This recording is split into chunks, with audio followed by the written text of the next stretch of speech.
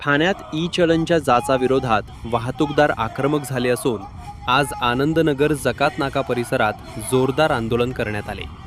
बस owner सेवा संघ आणि महाराष्ट्र ट्रान्सपोर्ट ॲक्शन कमिटीच्या वतीने हे आंदोलन छेडण्यात आले आहे। मोठ्या संख्येने वाहतूकदार रस्त्यावर उतरले असून आंदोलकांनी काळे झेंडे हातात घेत ई-चलन प्रणालीचा निषेध व्यक्त केला।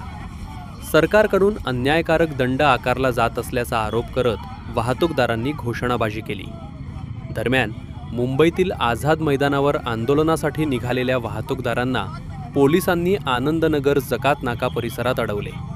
पोलिसांनी वाहनांना पुढे जाण्यापासून रोखत यू-टर्न करून पुन्हा ठाण्याच्या दिशेने वळवले। या आंदोलनामुळे काही काळ परिसरात तणावाचे वातावरण निर्माण झाले होते।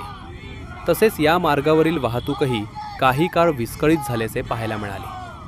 कायदा आणि सुव्यवस्था अबाधित ठेवण्यासाठी पोलिसांचा मोठा बंदोबस्त तैनात करण्यात आला असून सध्या वाहतूक हळूहळू पूर्ववत होत असल्याची माहिती समोर येत आहे।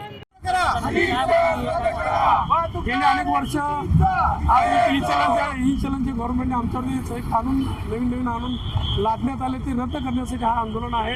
ई-चलनच्या माध्यमातून सरकारने आज 5-6 वर्ष एवढा त्रास झालेला आहे की आज गाडीवाल्याला हप्ते भरता आता मुश्किल होतं आहे। आणि यातून या ई-चलनचा एवढा बडगा आहे की रोज गाडी काढली की 1500 रुपयाचे फाईन येतात बिना मतलबाचे, आणि ज्या त्यातल्या त्रुटी आहेत त्या सरकारने ते लवकरात लवकर क्लिअर करायचं होतं। जे मुख्यमंत्री देवेंद्र फडणवीस साहेबांनी वचन दिलं होतं की याच्यामध्ये कॅमेरे असतील आणि त्या कॅमेऱ्यामधून तुम्हाला शूट झालेलं आहे, तर फक्त ई-चलन असेल तर मागचे जे चलन आहेत चुकीच्या पद्धतीची ती पूर्ण रद्द करावी आमची प्रमुख मागणी आहे।